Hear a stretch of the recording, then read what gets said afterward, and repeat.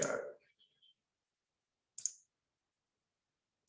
Hello everyone, and welcome to another Journey to Accreditation video. Today we're talking about Standard 5.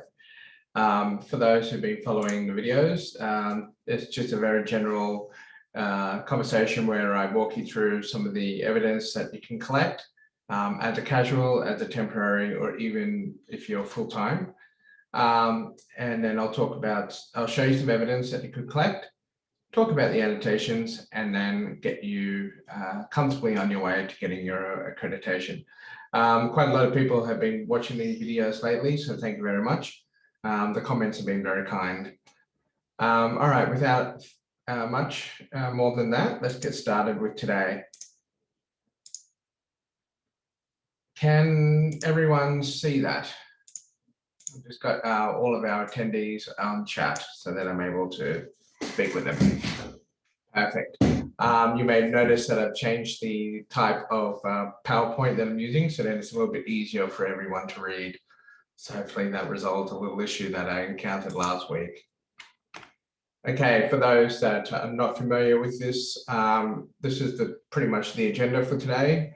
I'm going to be reviewing Standard 5, talking about the evidence that you can use, strategies for collecting evidence, an evidence example from my own report, an annotation I wrote, and as well as a question and answer session. All right, now Standard 5, assess, provide feedback, and report on student learning.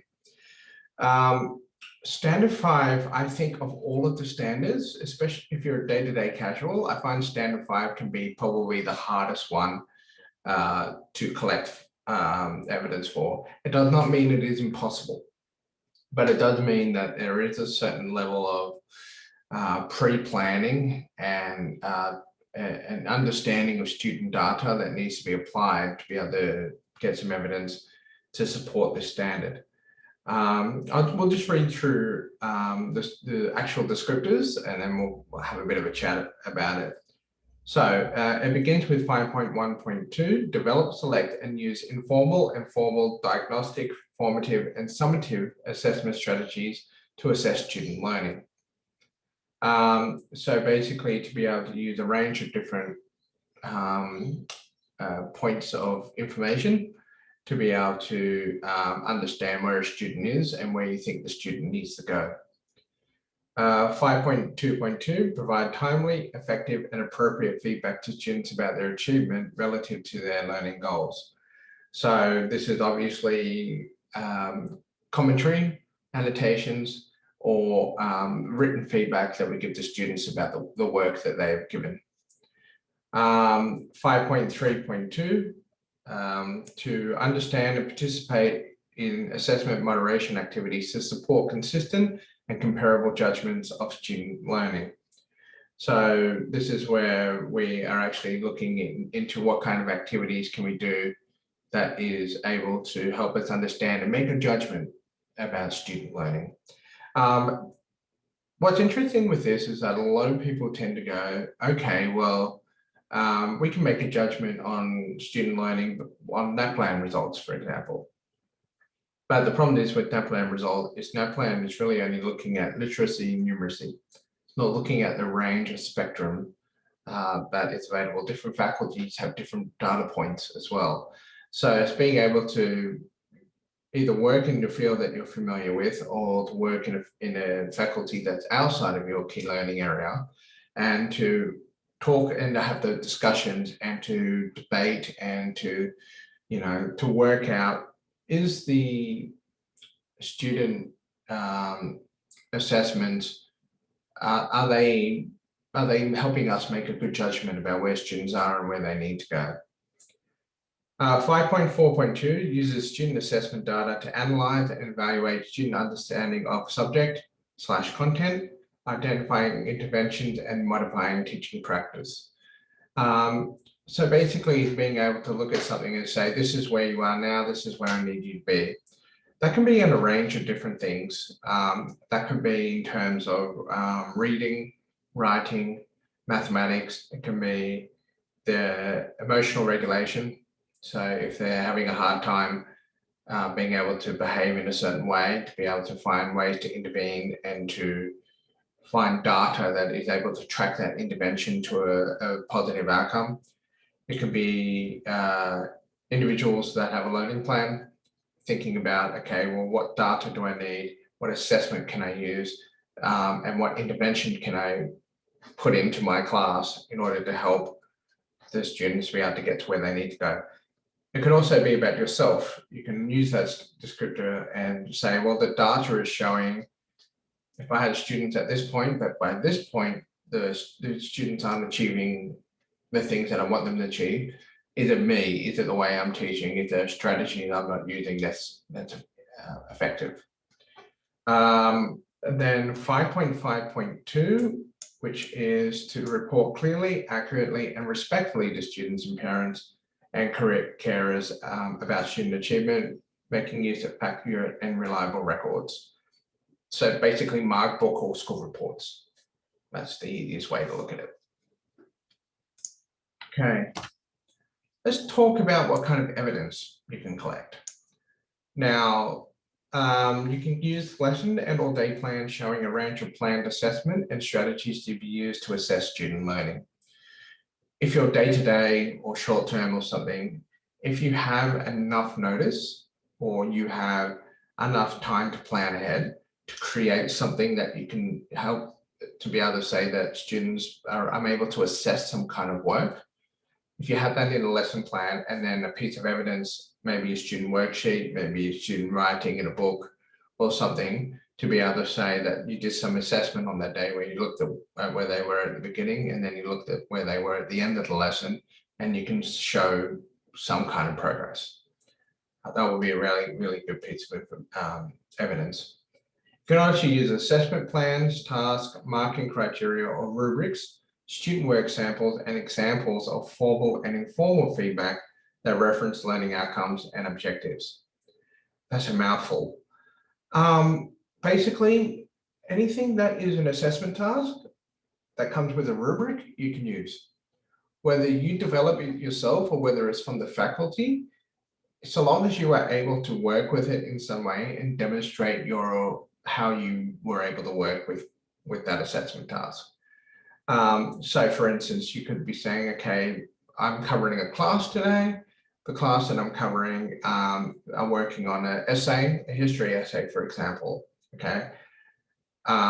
You might say to students, okay, you're going to write a draft of whatever it is that the essay is asking you to do. And then you go around and you're with a pen, you're actually giving feedback and you're marking and you're correcting on the spot against the rubric. And then what you can do is you can just ask those students, if you can, to take a photo of their work. And then you can compile that into sort of like a collage of a lesson that you did where you took something that was already there, an assessment task, you gave feedback, all right, and how that links to the learning outcome, which would be the assessment task. Something to think about. You can also use a sequence of lesson plans or teaching and learning programs showing a range of planned assessment and the strategies to be used to assess student learning. So for example, if you are hard at work, doing your pre-assessment, post-assessment, final assessment, you can use that as evidence. So you can actually say, well, I've already built it, I've already got it, I'm just going to simply use that as evidence for my accreditation. And then you can link that to maybe some of the data that you will actually get when the assessments are used. You can also use teacher's class assessment plan or schedule showing a range of assessment strategies with analysis of expected use and intended outcomes. Now, what this means is that you are using different assessments tools, okay? This is mainly for like places where you can find different data points to get different evidences from. So you could say, okay, well, I taught maths, for example. I might have students go into mathletics and I might have them do a series of exercises. And then you might go, okay, well, that's an assessment strategy because the website will give me certain numbers about where the students are relative to where they should be. Or you might go, okay, I'm going to have timed assignments written in an English class. And I'm actually thinking about how I'm expected to use and intend those outcomes to come together, where you're going, okay, this is what I want to do. This is what the assessment task is going to be. This is how I'm going to analyze to see if it's meeting the outcome. So it's a 3-part piece of evidence. Other pieces of evidence you can use is assessment rubrics developed as part of a teaching program to assess students' achievement of learning goals.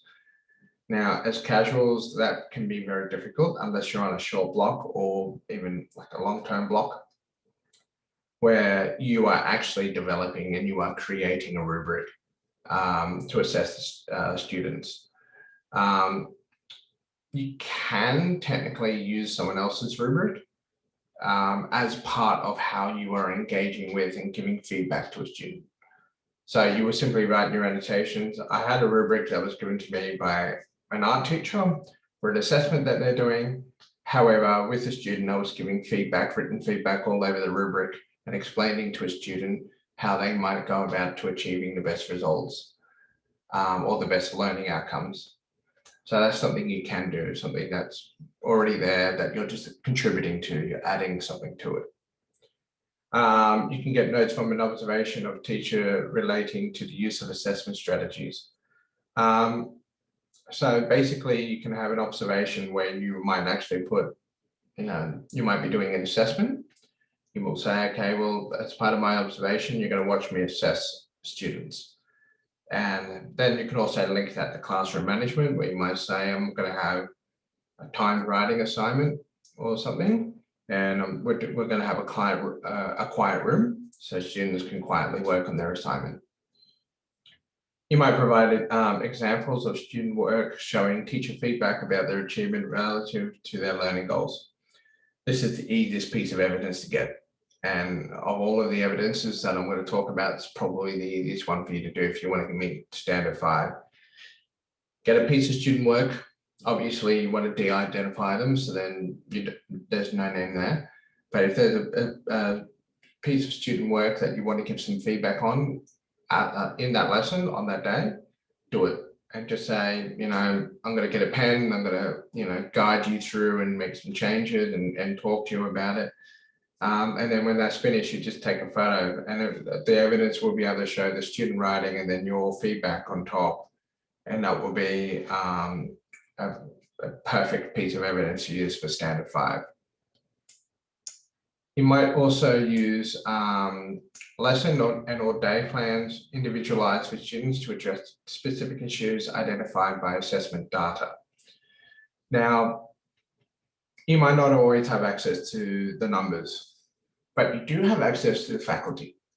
And if you have a class that's about to do an assessment, or a class that is working towards an assessment, as a casual or as a short-term teacher, you can just talk to those faculty members, and you can just say, just off the cuff, what do we think is something that, the students need to actively work towards. And you know what, those faculty might be able to actually give you some data, and they might be able to say, well, we can see from the numbers here that certain students are really lagging behind, or some students are quite capable, however, they're not doing as much work as they need to be, things like that. So what you can do is you create a lesson plan where you have individualized the lesson to certain students, where you've gone, okay, the data provided by the faculty is telling me that X, Y, and Z students have issues. So I'm going to create a lesson plan with some resources or something that I'm going to be spending time, and I'm actually going to plan for and teach these students these skills. Now, that might be only one lesson that you do, and that could be, 40-minute lesson or an 80-minute lesson. But if you can actually make a lesson plan where you have actually gone, okay, this is what I'm going to get the class to do generally. This is what I'm going to get the certain individuals to do, because the data that's being given to me, whether it's numbers or just a conversation from a faculty member, is saying that this needs to be addressed. Therefore, I'm going to address it and link it back to standard 5. Other things you can do is an example of student work showing teacher feedback about their achievement relative to learning goals. I've already spoken about that again. That's a double up, sorry. You might have logs of student conferences outlining feedback given to students on progress and achievement against their learning goals. So for instance, if you are working with students about something and you are noticing that you might be visiting the school regularly, or you might be covering that class regularly, and they might be working towards an assessment task of any kind, and they may want to be having conversations with you where they say, so miss, can I have a chat with you for a couple of minutes in the hallway, or can I schedule a meeting with you in the faculty office or something? I need a little bit of help and need a little bit of guidance about something. Mark that down somewhere in a diary and then take notes as you're giving the feedback. Not only because it'll be good for the student to have those notes later on to say, this is what we discussed, this is what we worked on, but it's showing you actively giving feedback to a piece of student work, and then hopefully that feedback will be guiding them on the way to achieving a good outcome. I have a question from Anne. I was on a casual block and set my own revision test on Macbeth Act 1 and 2, and then also got a general answer sheet feedback to give them when I handed back the test a week later. I don't have the rubric, as it was just a formative quiz and answer sheet for the following lesson. Do you think it's okay without the rubric and I don't have any samples of the work, just my sheets? That's a good one. It's a good one. I'm going to say yes, but I'm not sure that you'd be able to do it without the feedback, because part of this is being able to show that, that you are giving feedback or that you have collected data in some way. With a formative quiz, did you get any data from that? Like, were you getting percentages about certain students that did well and certain students that did badly?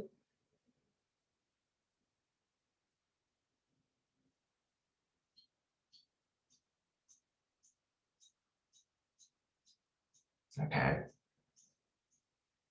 I would probably say that keep it as a reserve piece of evidence for now. And what I'll do later on is I'll have a look at it for you, and then I'll see if it could work for you or not. Okay. Let's move on to the next one. Okay, student work samples that have been annotated to reflect common assessment criteria or rubric. Again, you can do this in any class, anywhere. If they're working on an assessment, and you're working with the classroom, you're actively teaching, you're moving around the room, you can actually sit down and actually annotate and give constructive feedback to a student. That could be something as simple as grammar, spelling, could be sentence structures. It could be really simple structural things that could be needing fixing.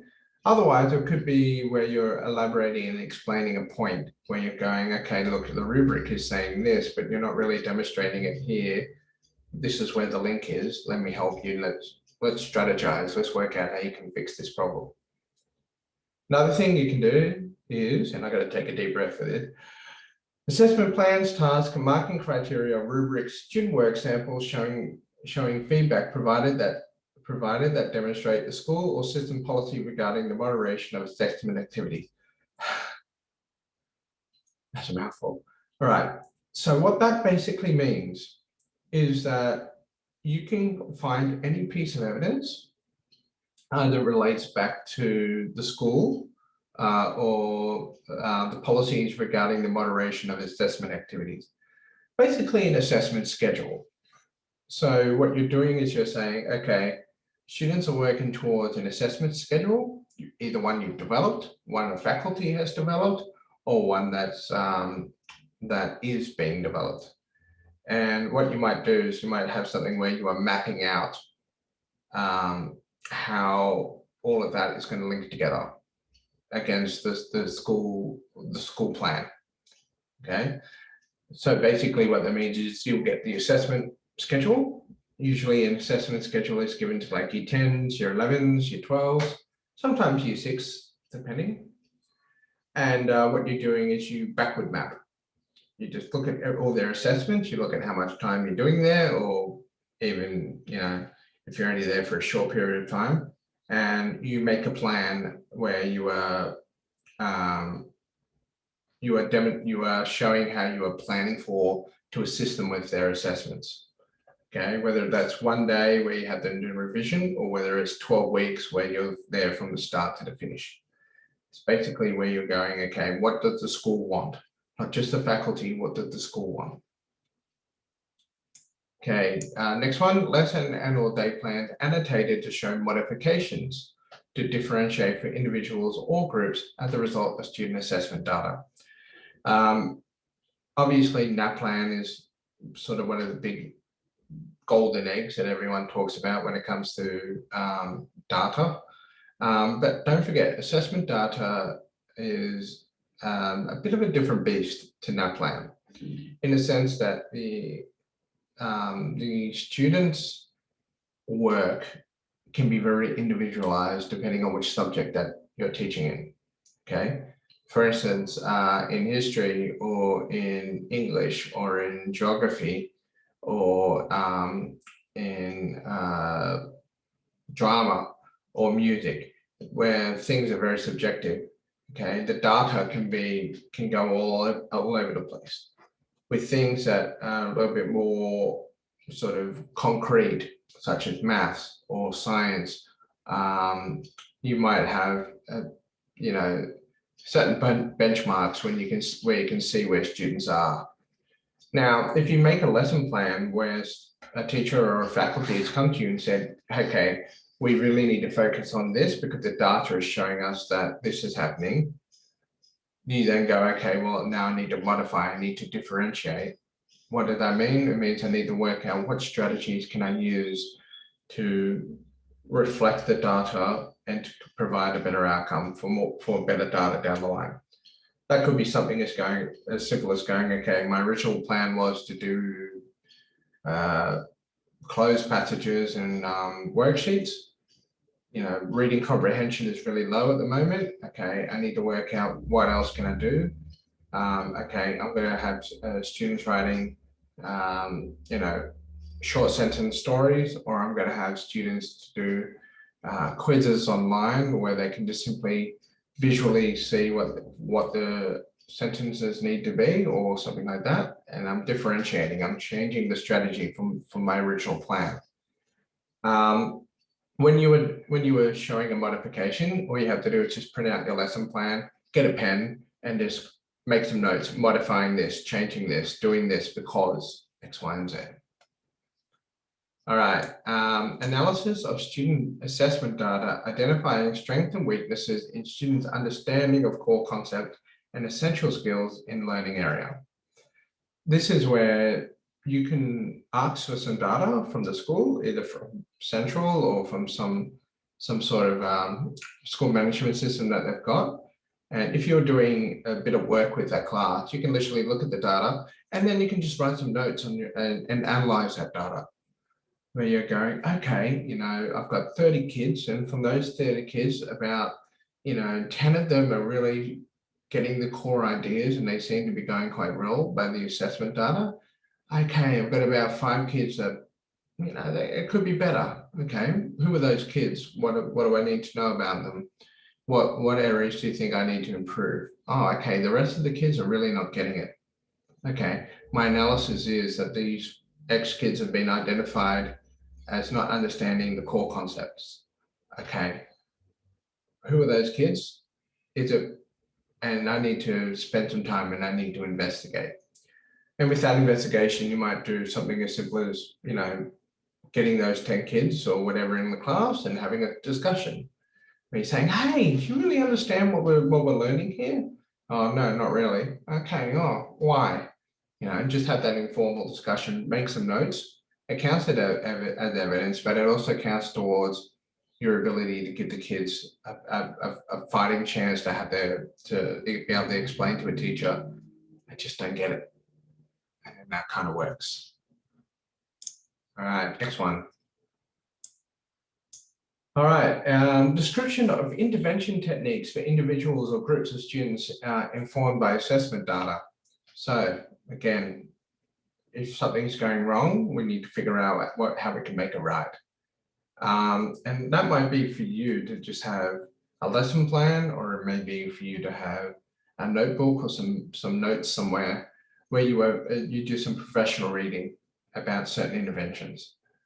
Okay, and that could be on just about anything that would be needing an intervention, provided it's backed up with the data. So you could go to a faculty again and look at mark books, or you can look at term reports or something like that, where you go, okay, there are certain individuals that really need an intervention right now to be able to get them to understand the core concepts or to be able to understand the learning or something. What's the intervention that I'm going to create, or what's the intervention that I need to go out and research? Anything that you do with that, not only is it counted as outcome, it will also benefit you as a teacher to be able to help the students. You might do an analysis of a sample of student work that recognizes diagnostic information to be used.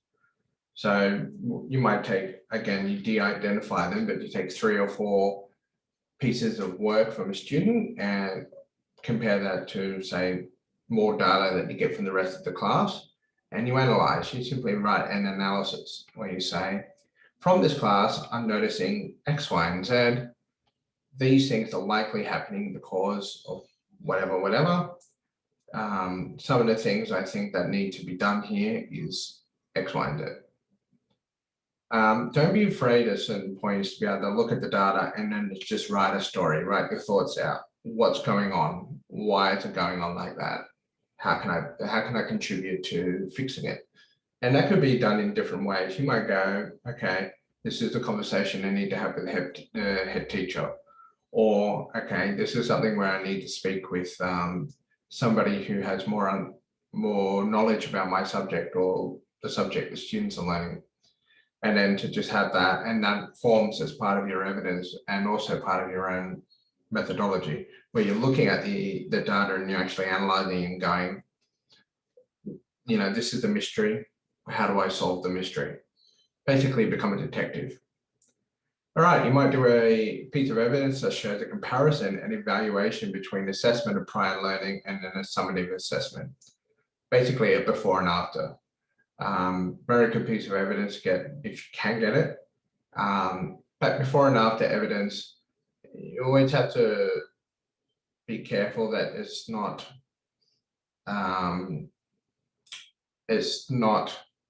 what's the word?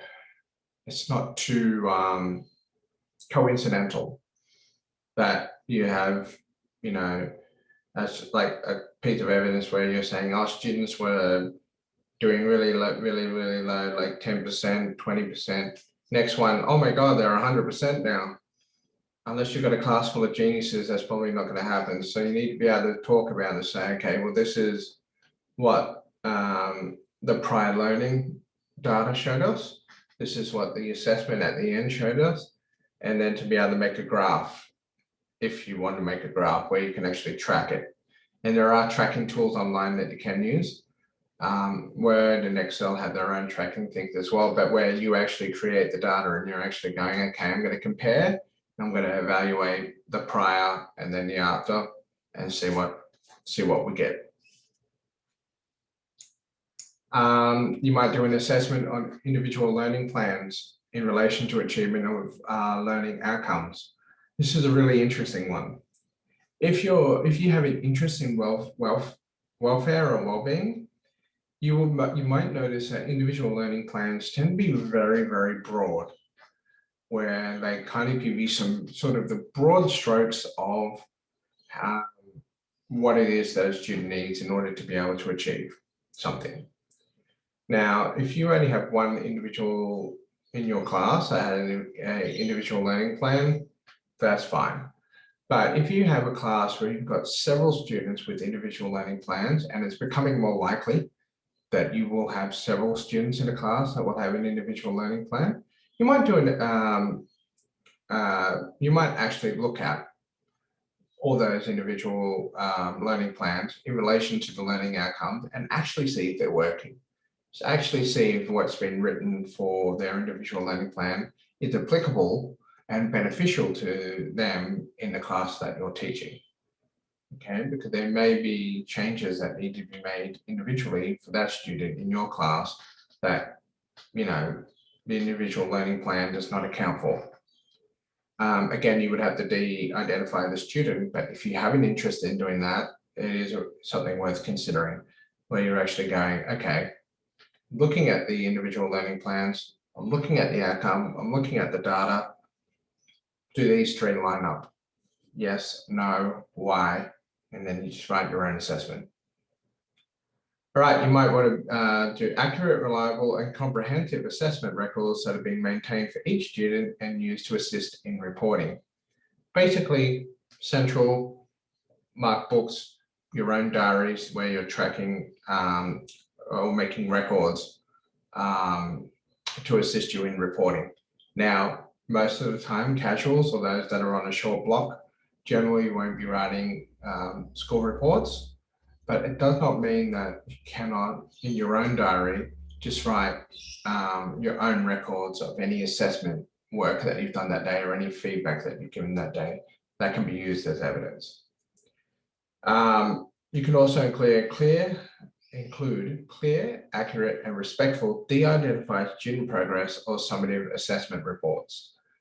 Again, if you're doing day-to-day teaching, you may not have access to this, but if you are writing any reports, you can include that as part of your evidence. And my evidence actually has that. So we'll go with that shortly. We're nearly there. And three more pieces of evidence that you can use. De-identify records of three-way conferences conducted to discuss student achievement involving students, parents, and carers in accordance with school policy and practice. So what you might do is you might say, okay, parent-teacher night's coming up. I want to be able to talk to certain parents about their student, their child, or you might want to do a phone call. Either way, what you do is you build off that conversation off some data. Hey, you know, Johnny did really, really well in history in term 1, but in term 2, he started kind of losing his interest and his work is not to a high standard. Let's have a discussion. Let's work out what's going on. Or, okay, we're noticing that we've seen an improvement in Jane's math scores in between last term and this term. Let's have a discussion about that. What's changed? You know, that can be used as evidence, whether that's email or a phone log, where you're actually going, okay, you know, let's look at the data, let's talk with the carers about the data with the student and grapple with it, try and work out the best way forward. You can also use de-identified records of engagement with parents and carers through mediums such as phone, email meetings, demonstrating regular liaison regarding student achievements. I think that one's pretty self-explanatory, where you just have a record of the times that you're talking with a parent. And again, if you can always link it back to some data or some information that's coming out of any accessible thing that's happening in class with that student, that will be a perfect piece of evidence to use. And finally, accurate, reliable, and comprehensive assessment records that are being maintained for each student and used to assist reporting. Again, if you're day-to-day or short-term, you might not have this record, but again, any record that you have that where you were doing any marking of any kind should be kept. Now, what I did notice, and I was talking with some teachers last week about this, is that there are some teachers who work in primary school, and usually if they work in primary school, they're often required, well, maybe not required, but it's sort of encouraged that any worksheets that they do or any work that they give to the children, that they would actually mark it at the end of the day. So then the marking is complete for the teacher the next day.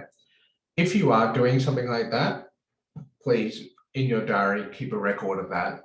Not only is it a really, really good piece of evidence, it will also make sure that you are tracking and making and understanding what you are doing in your day-to-day assessment as part of your assessment as a teacher, even if it's not your class.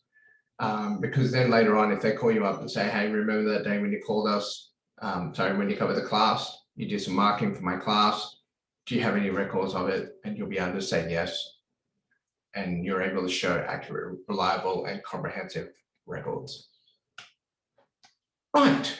So that was a lot of evidence to talk about. You are more than welcome to go back over the video and have a look at some of them again. At some point later on, in this term, I'm going to load up all the PowerPoints so that everyone can have a look at it.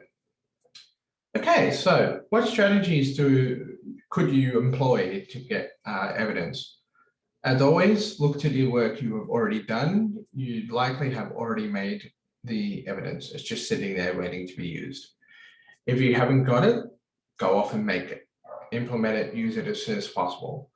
Do not make a piece of evidence, load it up and say you used it, because every now and then a supervisor is actually going to ask you and say, can you prove that you actually used it? So make it. No worries, Chloe.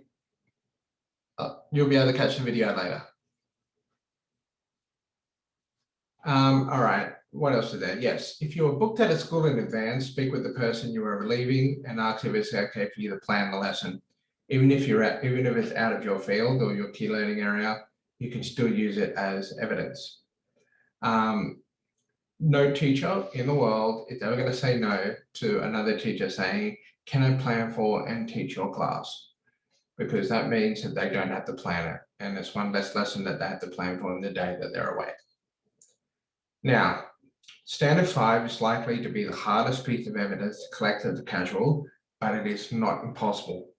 You can assess students in any class that you've been given. You can collect data in any class that you've been given. You have informal conversation with faculty about an area that needs improvement. You can build on that. When standard 5 is not just about data collection, it's also using data to inform your practice.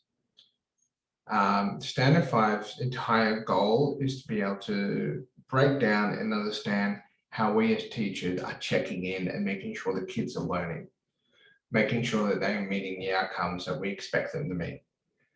Not every student is going to meet every outcome, and that's fine.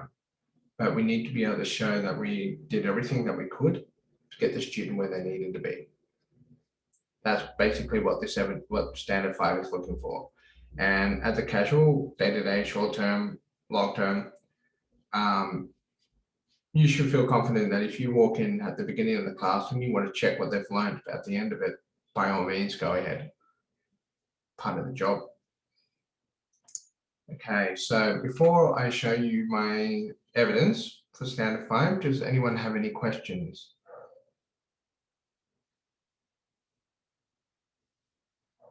Chance for me to have a drink of water. Okay, Anne-Marie asks a question. In 5.3.2, it talks about assessment moderation activities to support consistent and comparable judgments of student learning. Is this only teachers' judgment, or can it be student judgment about their own work? I would say both. Okay, you might have a student to judge their own work, and then you might actually put in a bit of feedback or a critique about their own judgment. I think you can use that. So I think that's perfectly fine. I mean, if students are able to say, I think I did a good job, and then you turn around and say, actually, it could be improved, that definitely meets 5.3.2. Or if students are able to be critical about the work and say, actually, these areas I think could be better, then by all means, yeah, but there does need to be, it can't just be their own students giving judgment about their work. There has to be some involvement from your end. But if you have a piece of evidence where a student has done that and you're giving feedback in response to it, Go ahead. I think that's a great piece of evidence to use.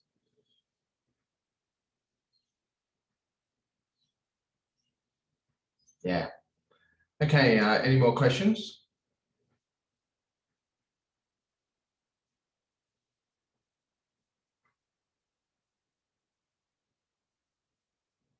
Okay, I'm gonna just stop this PowerPoint for a moment and now start up the next thing.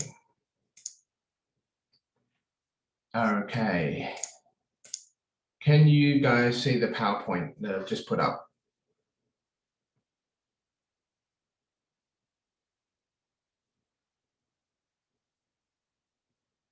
Yep. Okay, I'll just zoom in. How's that? Are you able to see that? Good, okay. So this is the piece of evidence that I decided to use for standard 5. And it was just basically a rubric that had been compiled for the course that I was teaching, Minecraft Education.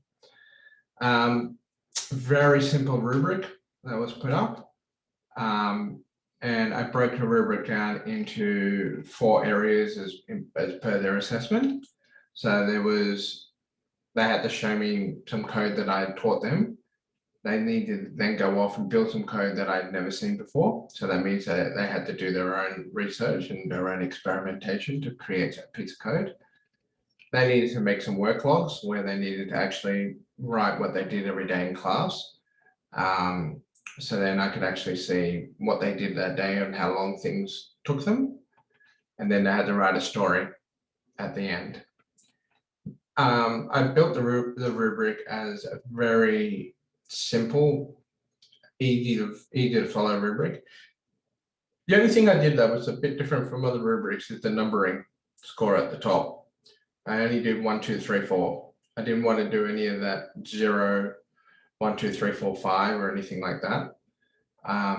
Because I wanted to give students a chance to feel that even if they could build a piece of code and get 4 for code that they know, if they're not very good at building their own code and it ends up being really like 2 or something, they will still have a chance of being able to achieve a good result in the course, provided they did the work logs in the final narrative. If they did absolutely nothing, I think it's fair to say that, getting 4 out of 16 would be, fair. And fortunately, no one got 4 out of 16. Now, with the Minecraft, okay, that was the marking guideline. This is a bit of feedback that I gave to a student who had completed the project. As you can see, I've de-identified the student. I have also been able to leave enough evidence to show, when this was made and which class it was for. So this was for Year 8 Design and Technology, made on the 6th of December in 2019. These were my comments. Comment was, well done. Your code for survival backpack was good and your agent can collect some items. You seemed to struggle with building the house component as your coordinates did not link a section of the wall. I thought the code generating a guard for the house was clever. Your work log is good, although it could do with some more detail. Your record of thinking also needs more detail, as I can see you had the same problem twice, but different responses for how you fixed them. Overall, very pleased with your work for the final project, and you should be proud of your work here. I had close to, I think it was probably 60 students doing this course in 2019.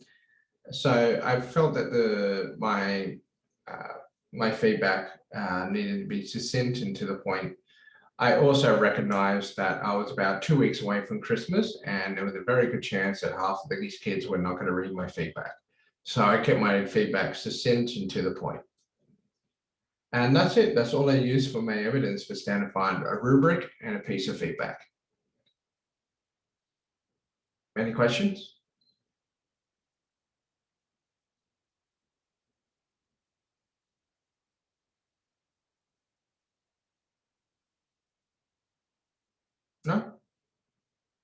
Okay. Either my evidence was that good or it was that simple. Okay, back to the PowerPoint. Can you guys see the PowerPoint?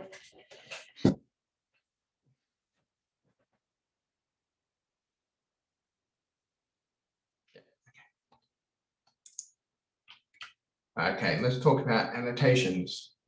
Okay, the purpose of each annotation is to explain how and why the selected evidence shows that your teaching practice meets a standard descriptor. Annotations should provide the context for the evidence in accordance to situate the work such as what, who, why, or when. Annotations should identify and explain how the evidence meets a specific standard descriptor, and annotations should articulate the impact on student learning relevant to the specific descriptor. So, some general tips. Annotation should provide sufficient detail that the evidence can be understood by others outside of the teacher's context. I should be able to walk out with a piece of evidence and an annotation to Joe Blow on the street, hand it to him and say, does this make sense to you? And he should be able to say, yep, that does. Write your annotation in Microsoft Word or in a writing program. This will make editing much easier. So then what you can do is have your evidence, write your annotation, and then if you sort of let it stew for a bit, you might come back and then say, actually, I want to fix something more. This means that when it comes to uploading it in ETAMS, you can just copy and paste. Keep the language simple, accessible, and professional. Don't make it too wordy. Annotation should be between 300 to 500 words. The NESA ETAMS does have a word limit. Your supervisor will be reading the annotation. Your TAA or your teaching accreditation authority will have access to the annotations.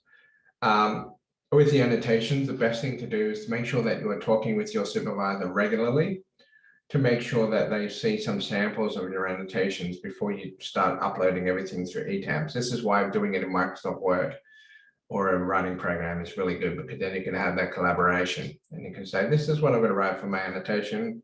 What do you think? Yes and no, and have some feedback and update that.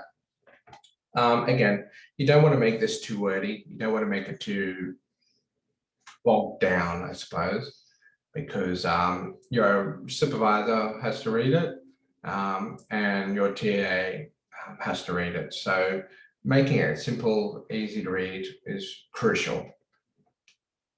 Okay. This is a sample of my annotation. Now, unlike last time, I've actually decided to put this up on PowerPoint because some people were struggling to read it last time. So I'm just going to read out what I wrote in regards to my rubric and feedback. This marking criteria sample demonstrates standard descriptors 5.1.2 and 5.2.2 as it provides a marking grid on each of the tasks required for an assessment task. The marks range from 1 to 4 and had specific requirements to achieve the full marks. The assessment task was out of 16. The overall mark of the assessment was demonstrating the student's overall understanding of the task and could be highlighted for their final grade for digital technologies, standard 5.1.2. On a separate document, there was a section that allowed for teachers' comments to provide necessary feedback on areas on how the student could have improved in each section of the assessment task, why that student received that mark, and what the student did well, 5.2.2. The feedback reflected their overall achievement of the task and had areas where they could improve. This was a formal assessment task, so it became part of their overall final report. I think that was just about 500 words. And I think that pretty much explains what the evidence is and what it does. Again, when you're looking at the annotations, you're just trying to make sure that you can link the descriptors that you have selected to the evidence, give it a sentence or two to explain why, and then move on. Any questions?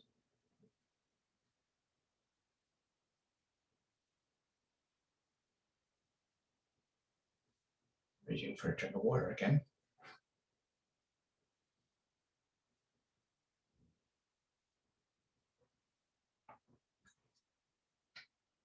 Yeah. So Anne-Marie writes, looks simple. I think mine is too long.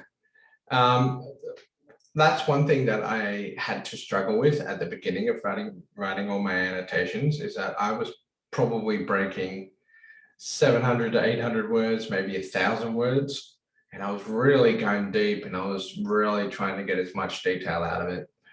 And then I started looking at other people's annotations, and it was like, wow, like they've really sort of narrowed it down. The thing is that, look, you can have as many annotation descriptors as you like. There is technically no limit. What there is a sense of just how much work you want to give yourself mapping out where all those descriptors go in your annotation. Because it's one thing to load up the evidence and then tick the boxes in ETAMs to say this is what the descriptors mean. If that all we had to do, it would be fantastic. But when you've got to write your annotation, you have to link it, and that becomes quite a bit. That's why I find that my method of doing it is a little bit easier, where you just kind of keep it in-house to the standard that you're writing on. So for standard 5, I just simply kept my descriptors within 5. With all my other standards, I did the same thing. I just kept the descriptors within the house of that standard I'm working from. And that means that I can narrow down a lot of my writing and just be really, really succinct. The other thing is you have to think about too is not just how much work you want to give yourself, but how much work you want to give your supervisor reading all of it. So if you're looking at it and you think this is a bit too wordy, or this is a bit much, then go ahead and take a hacksaw to that and just trim and edit and trim until it's to a point where you feel like it's a manageable piece of writing. I say between 500 to 600 words is a decent number. And then anything beyond that, you really got to look at it and you got to say, do I really need to add more in? Because your supervisor is a teacher. So a lot of their knowledge is going to be assumed knowledge. They're going to know what you're talking about, or they're going to understand why you did something. And if they say, I want more detail, well, then that's where you negotiate, you work out how much more detail it needs to be.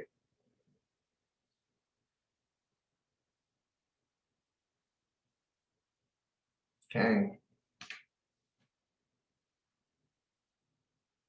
All right, so I've got another question from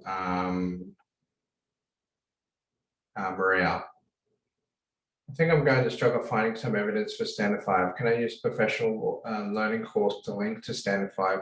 Yeah, if you're doing a professional learning course and it's got something to do with assessments or data, by all means, go ahead. You can probably also link any professional learning course to assessment or data or of some kind to standard 7 as well, because that will inform part of your professional obligation as a teacher. Anne-Marie also asks a question. Classroom management 4.3.2 seems to apply to a few of mine, but worried about repeating it, so I think I'll leave them off for some of them. That's fine. You know, you don't have to worry about repetition if you feel that it's making a point that you need to make. However, again, you go back to your supervisor, you show them the draft and you say, I think I've repeated myself a few times here. How do you feel about it? Do you want me to get rid of that? You know, and you start that discussion. And because it's your supervisor that's going to be reading it. And if your supervisor is like, hey, you just need to say it once and then, you know, we can move on to something else, cool. But yeah, I mean, standard 5 is going to be a hard piece of evidence to get, even at the best of times. So, you know, the main thing is to be able to say, is there anything that has assessment or data in it? It's possibly something I can use for evidence. And then it's just a matter of going, okay, well, how do I link that to descriptors? Can I write an annotation on it? Would my supervisor accept it? See how you go. Because what I find interesting about supervisors in general is that for a lot of them, they're fairly forgiving. You know, for a lot of them, they're going to be like, yeah, that's fine, put it in, and then you don't have to overthink it. there are going to be some supervisors that are going to be more demanding and they will scrutinize your work, where they will say, you know, I want X, Y, and Z, or I want this and I want that. It's good to accommodate some of it, but if you feel like something is becoming too much, you can push back against the supervisor a bit and just say, hey, this piece of evidence that I've got, well, these annotations that I've got, you know, we need to have a bit of a more collaborative approach to this, because you're asking for things that I don't think are necessary. And again, that informs part of the conversation. Professional learning is something that you can easily apply, but again, for standard 5, they might say, well, professional learning on assessment is good, but you have to actually do an assessment, and then you can cross that bridge when you get there. Maria asks the questions. The difficulty is that most supervisors want the story with the evidence 1A and evidence 1B did this for this reason, has had that impact. Yes, just what you're saying. Yeah. With standard 5, it's one of those standards where you kind of go, okay, I get that you want to have us present something that is about assessments and data. And yes, that is part of our job. But, you know, if you're a day-to-day casual, that becomes a really challenging piece of evidence to have. If you're a short-term teacher, short block, sorry, it's a little bit easier to get. But it's one of those things where if you're a day-to-day casual, you're very rarely going to be doing an assessment at the end of your class. You might check in that they've done the work, but you won't necessarily be running around and marking and, you know, giving feedback to the 25, 30 kids you've got in your class. So with this, with standard 5, you've got to be a little bit creative, and you've got to go, okay, is the evidence that I have showing my ability to think ahead and make a judgment and assess that the kids know what they're doing and the kids understand the content that they're learning. If I can provide some kind of evidence for that, I've met standard 5.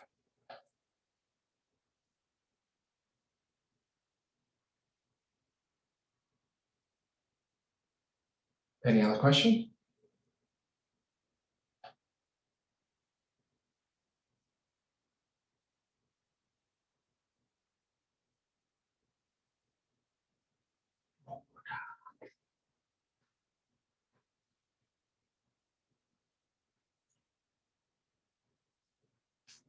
Okay, I am going to guess that does it for today. Yeah. Okay, so I will call that for today, and the video will be up to the New South Wales Casual Teachers page very shortly. Thank you all for being here. Bye-bye. Thanks so much, Josh. Thank you. Bye-bye. Bye.